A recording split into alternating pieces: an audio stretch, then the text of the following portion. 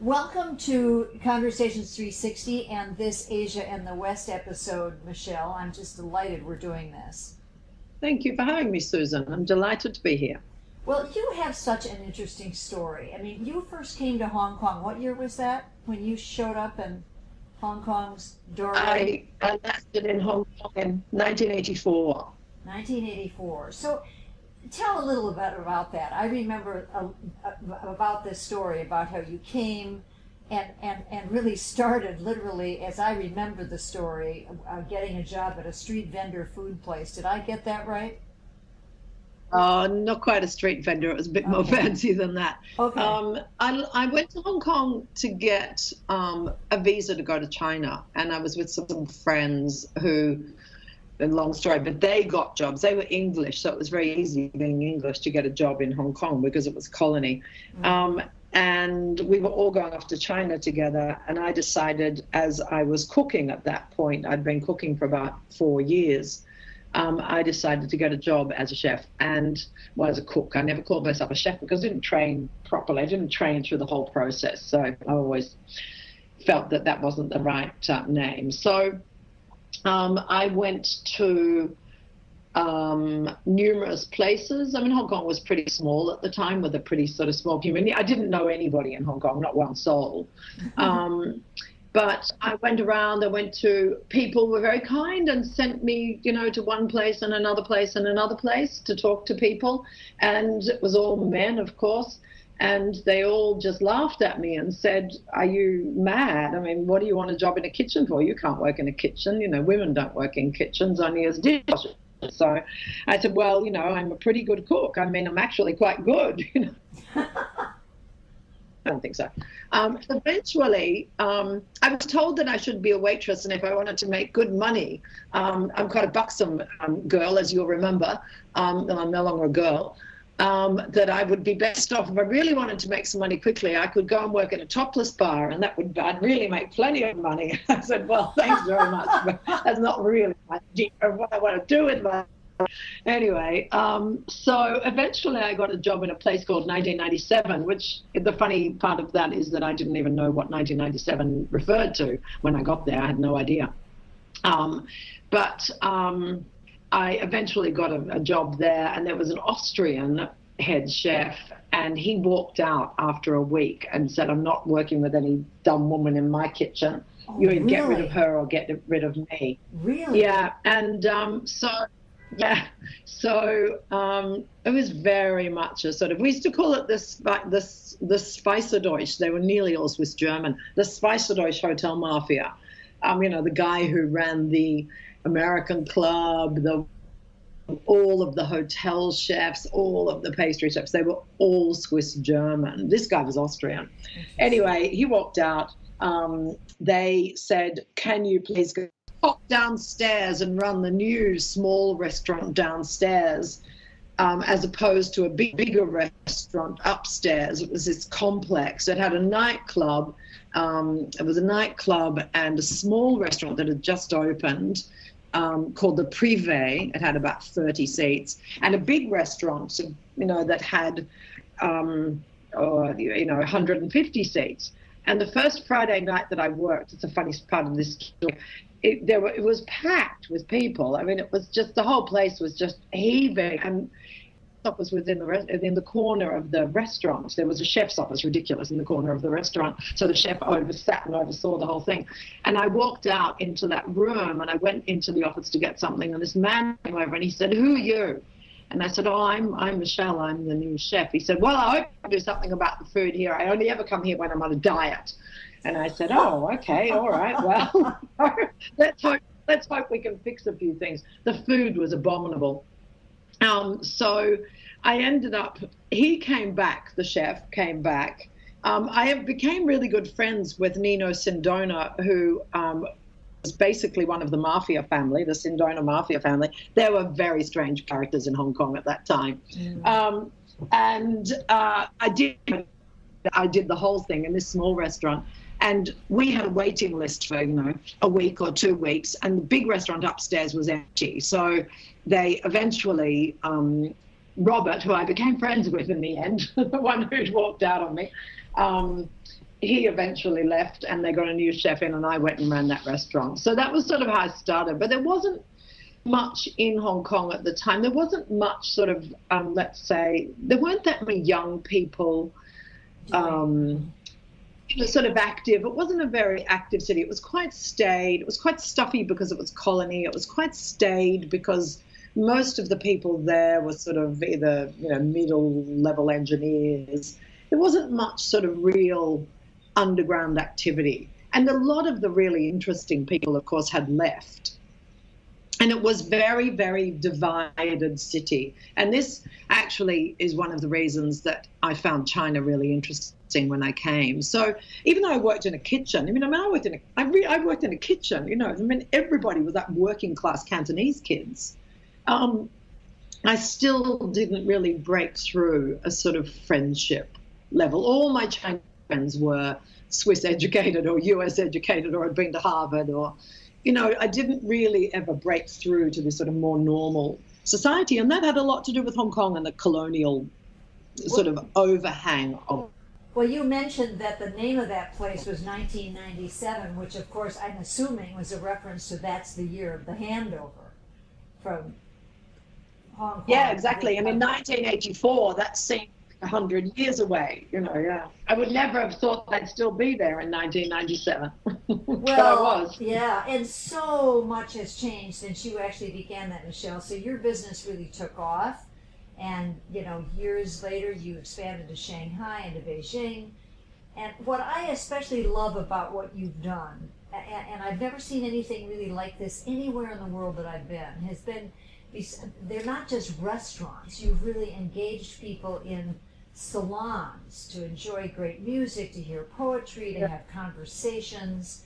It's really, everything about it is a work of art. And some of it literally is work of art, from the china to the chairs to everything. It's truly remarkable how you've had your love of all things visual and audible, I guess, are sort of shown up there. So I think this idea of conversations, not just food, but actually engaging people, was one of the things that so fascinated me about you when we first met.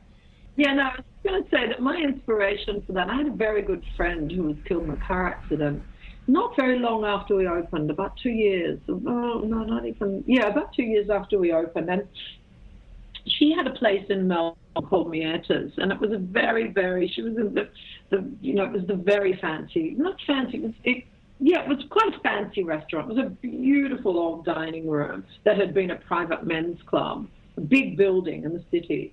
And the building itself had been a private men's, like the Sailors and Soldiers Club or something like that. It was quite grand. Mm-hmm. And she had a grand restaurant upstairs, and then what was called Mietta's downstairs, which was basically a place of conversation and sitting around, drinking good wine, little bits of food, performance, poetry, that sort of thing. And when I opened, she was always one of the people I really looked up to. And I suppose nobody, in my time, you didn't ever call anybody a mentor or say, would you be my mentor? Mm-hmm. They probably would have laughed at you, but she was definitely one of my mentors.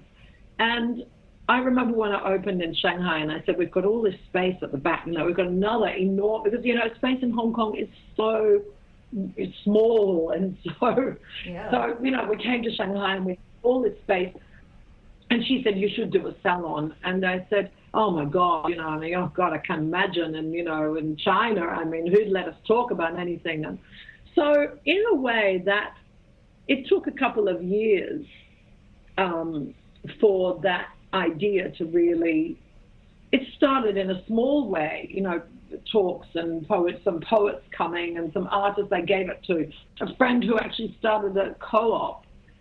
He started a not-for-profit art platform here. He also arrived about 99. We opened in 99 in Shanghai, and I gave it to him for a year. And I said, look, it's empty.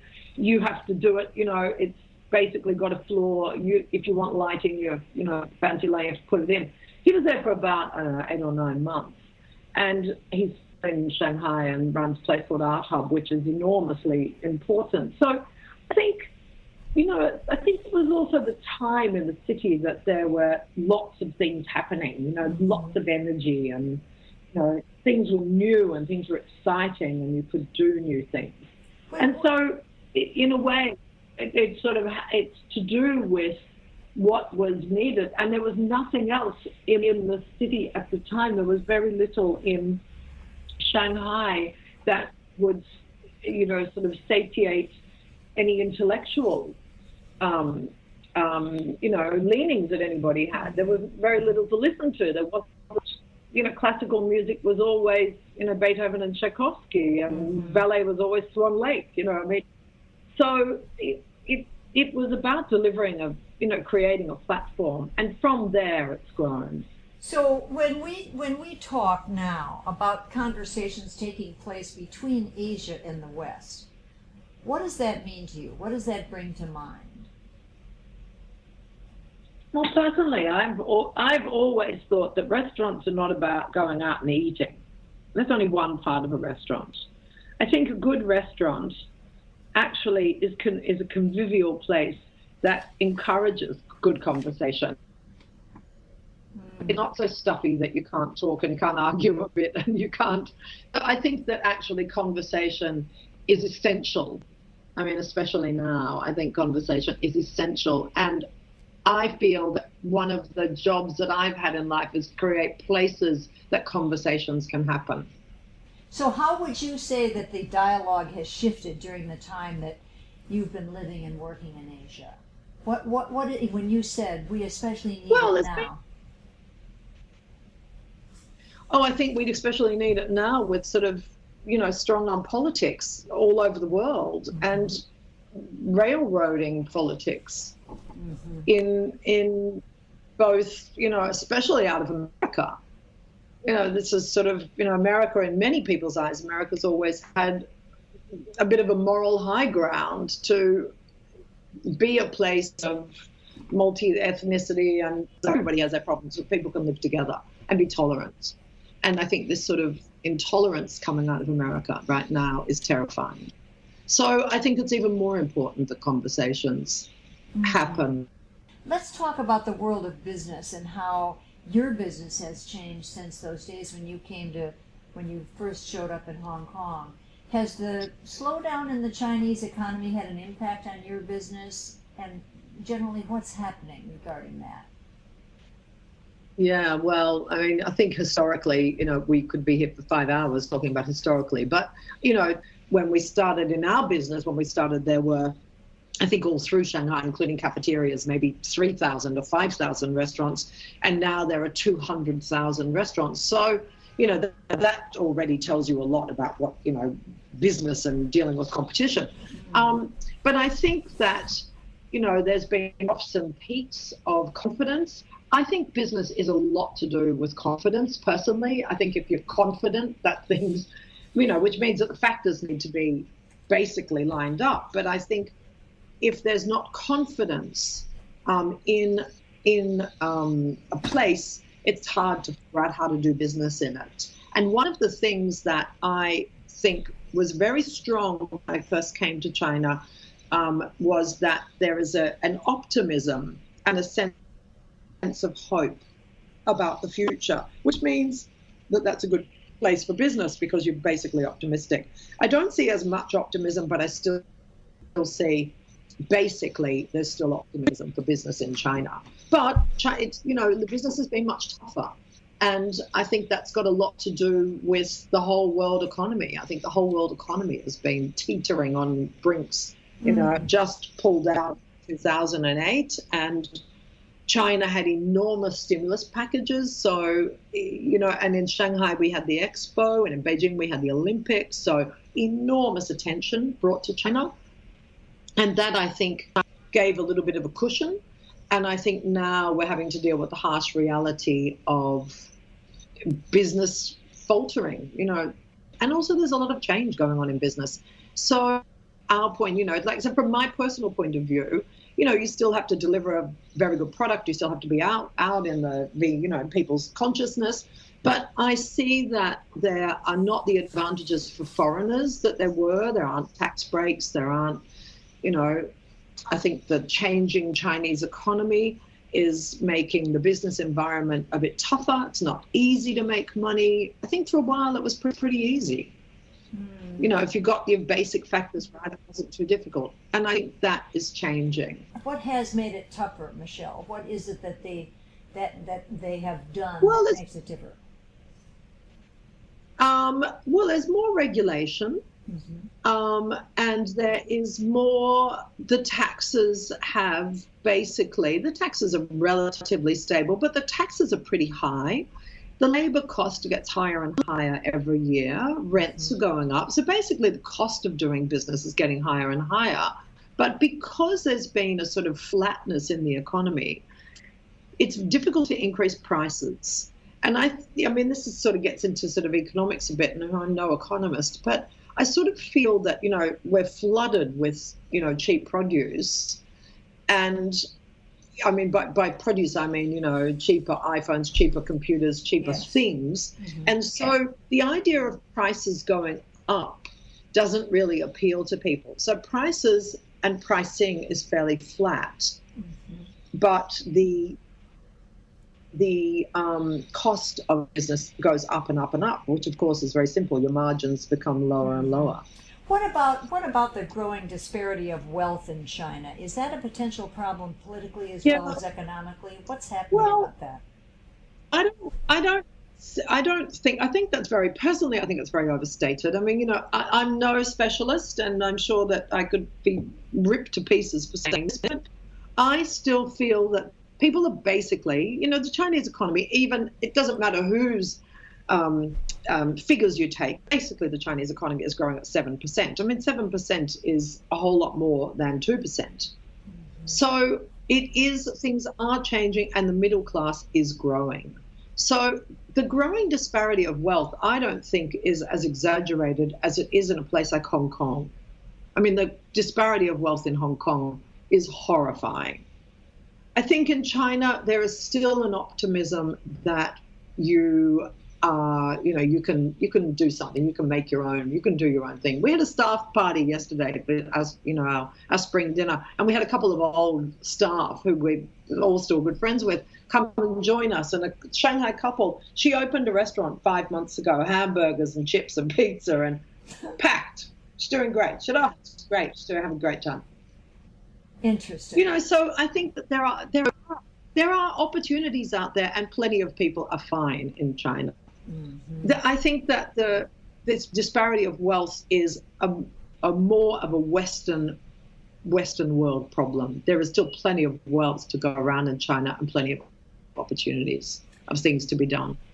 So I was going to tell you an anecdote I find interesting. Last night I had drinks with some people who make bras. They're one of the biggest bra shops in chains in Australia, New Zealand, and South Africa.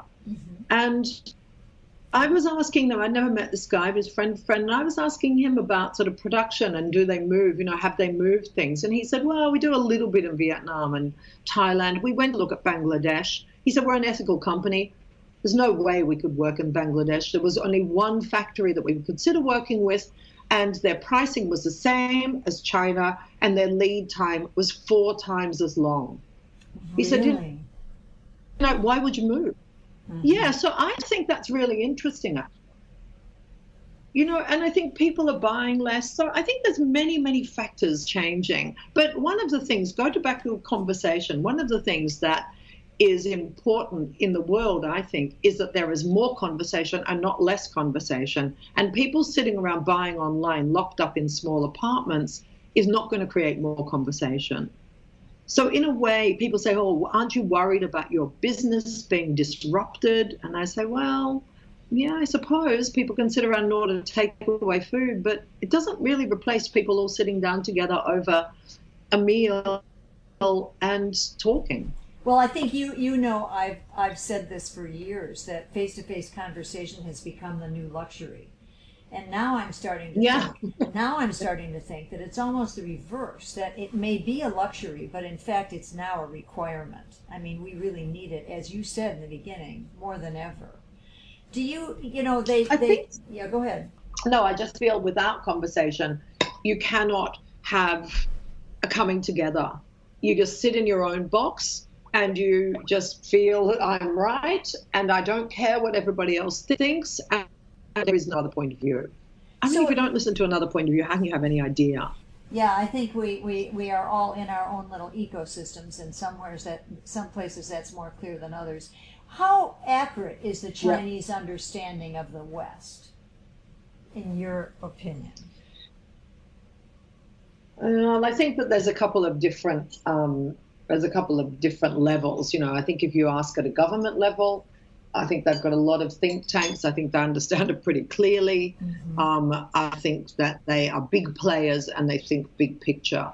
And I think that at that level, I think that this is just totally a personal opinion. I think that China feels it's not given enough credit for doing what it's done to actually grow the entire world economy. I mean, China's been a backbone of growing the world economy for the last 30 years.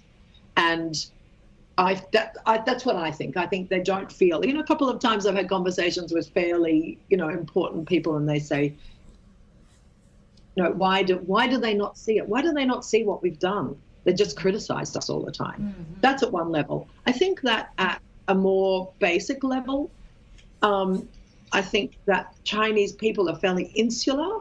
They're fairly insular in that their viewpoint is fairly small. And I don't just mean about China. They're fairly nationalistic anyway, but I mean, seems to be these days. But they actually are quite a closed unit, like family. Your first unit is your family.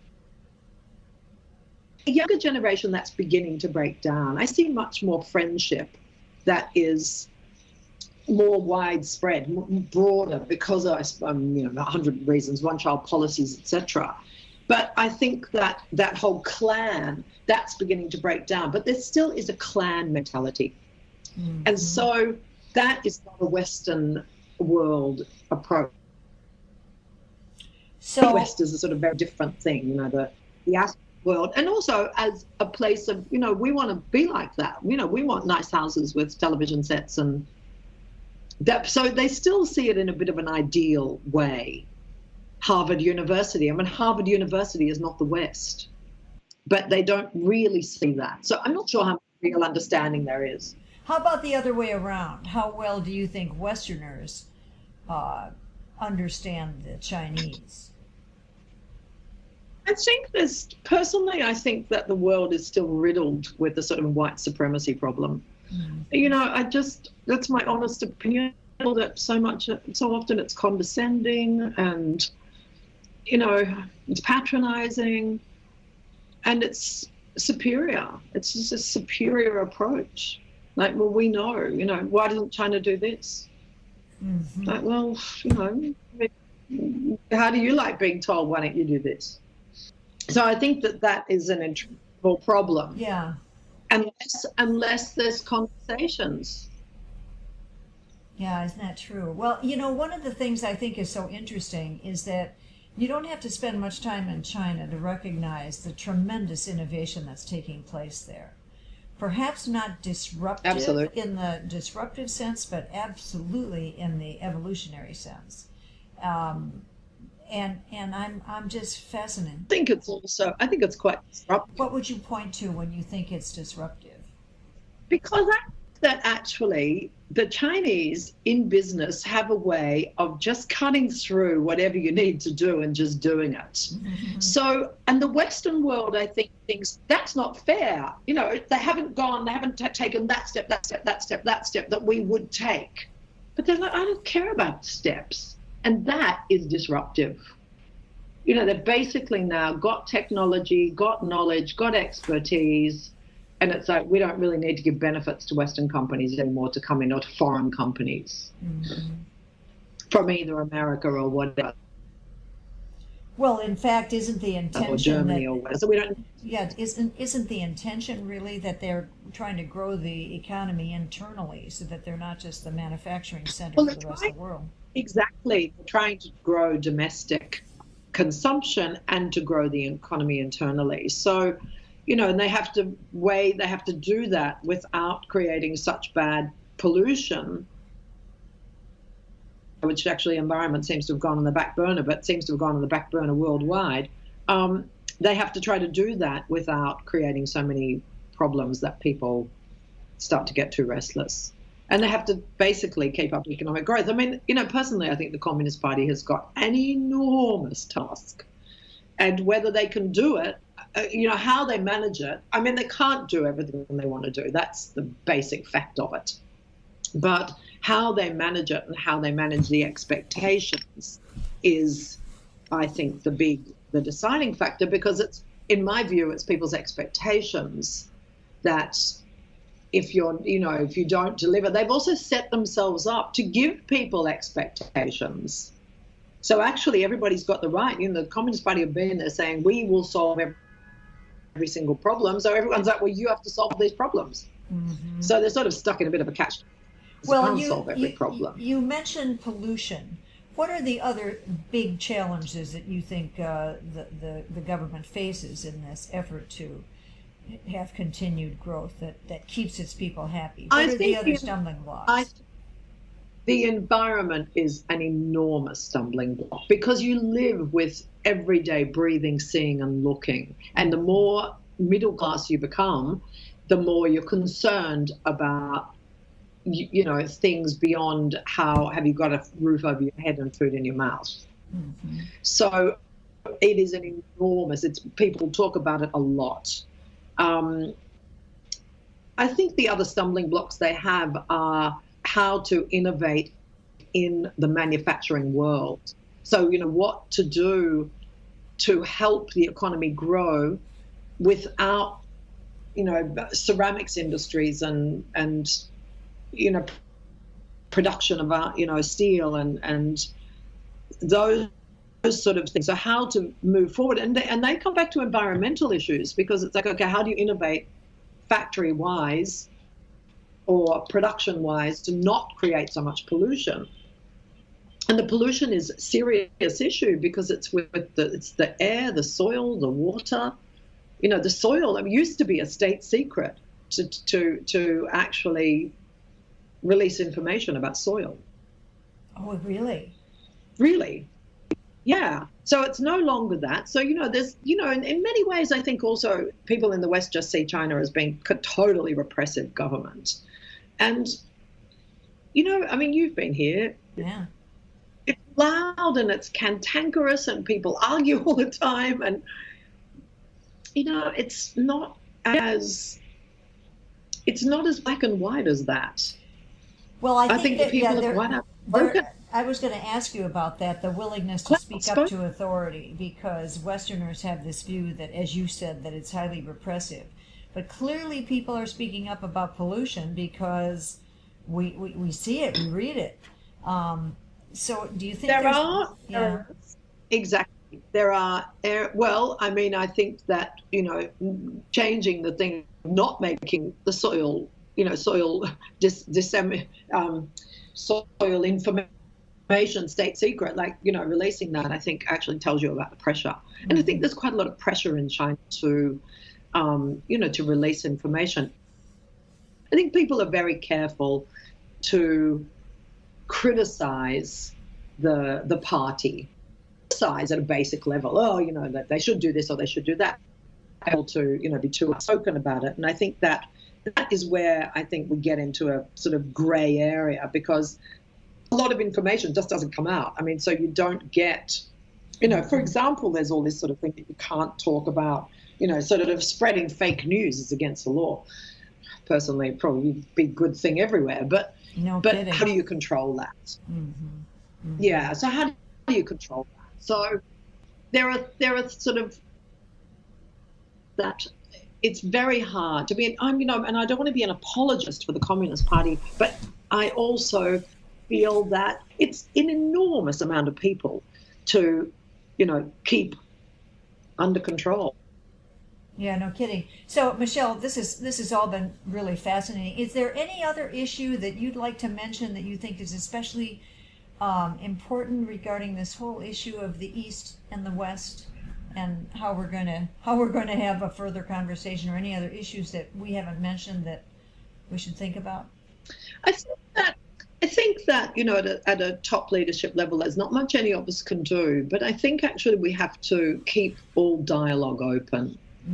And I see things sort of closing down. And I see a lot of criticism against China from the West.